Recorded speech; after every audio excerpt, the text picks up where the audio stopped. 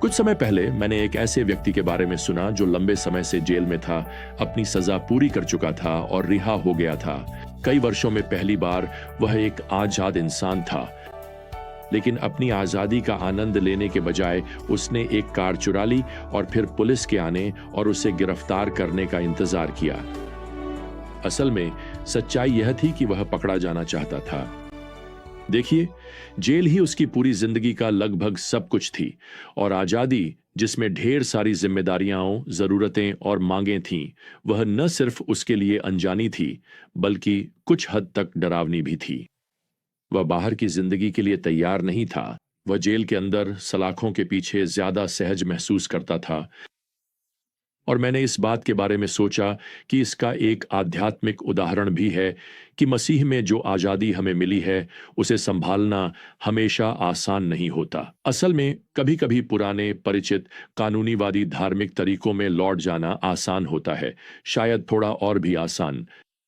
कई बार किसी और के दिए गए नियमों का पालन करना ज्यादा आरामदायक लगता है, बजाय इसके कि हर दिन परमेश्वर की आत्मा पर निर्भर होकर अनगिनत फैसलों में बुद्धि पाई जाए। आप जानते हैं, कुछ लोग जो मसीह के पास आए हैं, वे मसीह में मिली आजादी के आशीषों को पूरी तरह नहीं समझ पाते। पौलुस चाहता है कि गलातिया क्षेत्र में रहने वाले विश्वासियों के साथ साथ हम सभी भी मसीह में ईसाइयों के रूप में मिली आजादी की समझ में बढ़ें।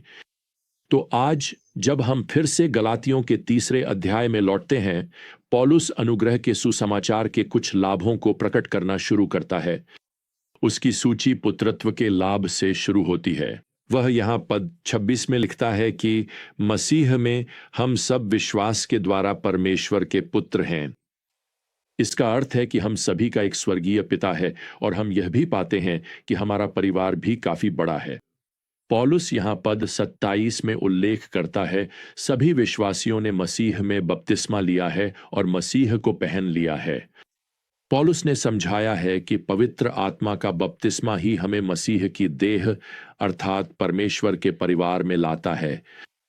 उस पल के बारे में सोचिए जब आप पहली बार किसी अन्य विश्वासी से मिलते हैं। शायद आप दुकान में कतार में खड़े हैं, या किसी कक्षा में उनके बगल में बैठे हैं, या शायद किसी शहर की बस में। और जैसे ही आपको पता चलता है कि वह व्यक्ति मसीही है, चाहे आप दोनों में कितने भी अंतर क्यों न हो, क्या आप तुरंत एक आत्मीयता महसूस नहीं करते? यह आपका भाई है, यह मसीह में आपकी बहन है। और जैसा कि पौलुस ने पद 28 में लिखा है, आप पाते हैं कि यह साथी विश्वासी, चाहे यहूदी हो या अन्य जाति, उनकी जाति कोई भी हो, चाहे वे दास हों या स्वतंत्र व्यक्ति, उनका सामाजिक दर्जा कोई भी हो, चाहे वे पुरुष हों या महिला, यानी उनका लिंग कोई भी हो, आप दोनों परमेश्वर के परिवार के सदस्य होने के नाते एकता में बंधे हुए हैं। पौलुस यहाँ पद 29 में लिखते हैं, यदि आप मसीह के हैं तो आप इब्राहिम की संतान हैं, प्रतिज्ञा के अनुसार वारिस हैं। तो अनुग्रह के सुसमाचार का यह एक और लाभ है, मसीही लोग इब्राहिम की संतान हैं। दूसरे शब्दों में, हम उसकी आत्मिक संतान हैं और फिर केवल विश्वास के द्वारा परमेश्वर के होने के वादे के वारिस हैं। अब जब हम यहाँ अध्याय 4 में प्रवेश करते हैं, तो पौलुस विश्वासियों की नई स्थिति को वारिस के रूप में विस्तार से बताते हैं। वह यहाँ पद 1 में लिखते हैं, जब तक वारिस बच्चा है वह दास से कुछ भी भिन्न नहीं है, यद्यपि वह सब चीजों का स्वामी है। पौलुस यहाँ रोमन कानूनी संस्कृति की स्याही में अपनी कलम डुबो रहे हैं। कानूनी रूप से वह बच्चा बड़ा होकर संपत्ति का मालिक बन जाएगा, लेकिन एक बच्चे के रूप में वास्तव में पौलुस यहाँ पद 2 में लिखते हैं, वह अभी भी एक संरक्षक और प्रबंधकों के अधीन है, जब तक कि पद 2 आगे कहता है, जब तक उसे वयस्क घोषित नहीं कर दिया जाता। पौलुस पद 3 में लिखते हैं, इसी प्रकार जब हम बच्चे थे तो हम भी संसार के मूल तत्वों के अधीन दास थे। यहाँ पौलुस हम शब्द का उपयोग करते हैं, विशेष रूप से गलातिया की कलीसियाओं में यहूदियों की बात करते हुए। हम यहूदी लोग, पौलुस का मतलब है, मूसा की व्यवस्था के अधीन बंधन में थे। और बताइए क्या हुआ? कोई भी इसे पूरा नहीं कर सका। लेकिन एक समय ऐसा आया जब ये यहूदी लोग, कहें तो, आत्मिक रूप से बड़े हो गए। और जैसा कि हम पद 4 में पढ़ते हैं, यह मसीह के आगमन के द्वारा पूरा हुआ, यहां समय की पूर्णता में, जिसका अर्थ है कि यीशु परमेश्वर की योजना के अनुसार एकदम सही समय पर जन्मे। पौलुस लिखते हैं, परमेश्वर ने अपने पुत्र को भेजा जो एक स्त्री से जन्मा और व्यवस्था के अधीन जन्मा। अब क्योंकि परमेश्वर के पुत्र ने व्यवस्था को पूरी तरह से निभाया, वे योग्य थे, जैसा कि पद 5 में लिखा है, उन लोगों को छुड़ाने के लिए जो व्यवस्था के अधीन थे। मसीह के सिद्ध जीवन और पर्याप्त कार्य ने, हमारे उद्धारकर्ता ने, यहूदी और अन्य जाति दोनों विश्वासियों को, पौलुस लिखते हैं, पुत्रत्व को ग्रहण करने की अनुमति दी। दूसरे शब्दों में, रोमी कानून के अनुसार इसका अर्थ है कि उन्हें अपने पिता की संपत्ति के एक वयस्क उत्तराधिकारी के सभी अधिकार मिल गए हैं। तो यहां पौलुस का मुख्य बिंदु है, गलातिया में या कहीं और कोई भी व्यक्ति क्यों व्यवस्था के अधीन दासता में एक बच्चे की तरह वापस जाना चाहेगा? कोई भी व्यक्ति नियमों की सूची का पालन क्यों करना चाहेगा, बजाय इसके कि वह मसीह में परिपक्व वयस्कों की तरह स्वतंत्रता का आनंद ले? कोई भी व्यक्ति मसीह में स्वतंत्रता को आत्मिक दासता से क्यों बदलना चाहेगा? और इसी के साथ पौलुस यहां 6ठे पद में एक और लाभ जोड़ते हैं, और क्योंकि आप पुत्र हैं, परमेश्वर ने अपने पुत्र का आत्मा हमारे हृदयों में भेजा है, जो पुकारता है, अब्बा पिता। दूसरे शब्दों में, अब हम अपने स्वर्गीय पिता को स्नेहपूर्ण शब्द अब्बा से संबोधित कर सकते हैं। और वैसे पौलुस के समय में बच्चे आमतौर पर अपने पिता को संबोधित करते समय यही शब्द इस्तेमाल करते थे। ये कुछ वैसा ही हो सकता है जैसे हम डैडी शब्द का इस्तेमाल करते हैं। अब इसी बिंदु पर पौलुस इस झूठे वैधानिक सुसमाचार के विरुद्ध कुछ चेतावनियां देते हैं।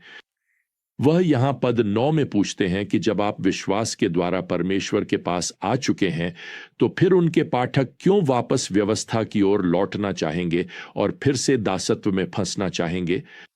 फिर भी यही तो ये यहूदीवादी, ये वैधानिक शिक्षक प्रचारित कर रहे हैं, और गलातिया में कुछ लोग ऐसा करना भी शुरू कर रहे हैं। वे अब सभी यहूदी सप्त त्योहारों और सभी विधियों का पालन करने पर जोर दे रहे हैं, और पौलुस गलातियों से यह याद करने के लिए कह रहे हैं कि जब वे उनके साथ थे तो उन्होंने किस तरह जीवन बिताया था, और किस तरह उन्होंने और उनके द्वारा प्रचारित सुसमाचार को हर्षपूर्वक स्वीकार किया था। पौलुस यहां पद 12 में उनसे अपील करते हैं, जब वे लिखते हैं, जैसा मैं हूं वैसे ही तुम भी बनो, क्योंकि मैं भी तुम्हारे जैसा बन गया हूं। दूसरे शब्दों में पौलुस उन्हें फिर से व्यवस्था के अधीन लाने की कोशिश नहीं कर रहे हैं। वह उनसे आग्रह कर रहे हैं कि वे उन झूठे शिक्षकों का विरोध करें, और जैसे वे उनके साथ रहते समय जीते थे, वैसे ही मसीह में स्वतंत्र होकर और केवल मसीह में विश्वास के द्वारा जीवन व्यतीत करें। अब इसके साथ ही, जैसे कोई अच्छा शिक्षक जो कुछ चुनौतीपूर्ण जानकारी दे रहा हो, पौलुस अपनी बात समझाने के लिए एक उदाहरण का उपयोग करते हैं। वह यहां पद 22 में लिखते हैं, अब्राहम के 2 बेटे थे, एक दासी से और एक स्वतंत्र स्त्री से। लेकिन दासी का बेटा शरीर के अनुसार जन्मा था, जबकि स्वतंत्र स्त्री का बेटा प्रतिज्ञा के द्वारा जन्मा था। अब पौलुस इश्माएल की ओर संकेत कर रहे हैं, जो दासी हागर से जन्मा था, और इसहाक की ओर, जो अब्राहम की पत्नी सारा, एक स्वतंत्र स्त्री से जन्मा था। और पौलुस इन दोनों माताओं की तुलना 2 वाचाओं से करते हैं। हागर मूसा की वाचा का प्रतिनिधित्व करती है, जो सीनै पर्वत पर दी गई थी। वह व्यवस्था के बंधन का उदाहरण प्रस्तुत करती है। लेकिन सारा दूसरी ओर उस नई वाचा का प्रतिनिधित्व करती है जो ऊपर के यरूशलेम से आती है। पौलुस लिखते हैं, वह स्वर्ग है। वह मसीह में स्वतंत्रता के वादे का उदाहरण प्रस्तुत करती है। अब इसे देखें, जब पौलुस यहां पद 28 में अपने उदाहरण को लागू करते हैं। वह लिखते हैं, भाइयों, तुम लोग इसहाक के समान प्रतिज्ञा के संतान हो। देखिए, गलातिया के विश्वासियों ने उद्धार का वादा प्राप्त किया है। हालांकि जैसे हागर का पुत्र इस्माइल इसहाक को सताता था, वैसे ही ये कानूनी यहूदी शिक्षक इन गलातिया के मसीहियों को प्रभावी रूप से सताते हैं। तो उन्हें इसके बारे में क्या करना चाहिए? पौलुस वास्तव में उत्पत्ति 21:10 में सारा के शब्दों को अपने उत्तर के रूप में दोहराते हैं। ये रहा पद 30 में, दासी और उसके पुत्र को निकाल दो, क्योंकि दासी का पुत्र स्वतंत्र स्त्री के पुत्र के साथ विरासत में भाग नहीं पाएगा। दूसरे शब्दों में, जैसे इस्माइल ने उत्पत्ति 21 में इसहाक से द्वेष किया, उसे सताया, वैसे ही ये यहूदीवादी, ये झूठे शिक्षक, वे वास्तव में विश्वासियों से द्वेष करते हैं, वे उनसे प्रेम नहीं करते। वे अब कलीसिया को सताते हैं और पौलुस यहूदीवादियों को अनुशासन में लाने और कलीसिया से बाहर भेजने, कलीसिया से दूर करने का आह्वान कर रहा है, क्योंकि वे सत्य की शिक्षा नहीं देते, और यदि वे अपनी शिक्षा से पश्चाताप नहीं करते तो पौलुस कहता है कि उन्हें हटा दो।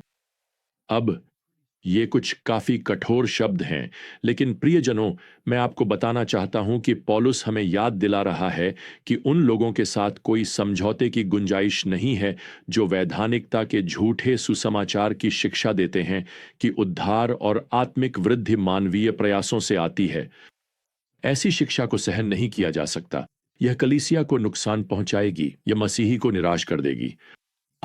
आप मसीह में स्वतंत्रता को नियमों की सूची से नहीं बदल सकते जिन्हें आप लगातार पूरा करने की कोशिश करते रहते हैं। अब इसका मतलब यह नहीं है कि नियम हमेशा गलत होते हैं। वे आपकी मदद कर सकते हैं, कभी-कभी आपकी रक्षा भी कर सकते हैं, लेकिन वे आपके लिए परमेश्वर के साथ सही संबंध नहीं बना सकते। खैर, और इसी के साथ आज के लिए हमारा समय समाप्त होता है। जब तक हम फिर से यात्रा शुरू न करें, प्रभु यीशु मसीह का अनुग्रह, परमेश्वर का प्रेम और पवित्र आत्मा की संगति आप सभी के साथ बनी रहे। आमीन।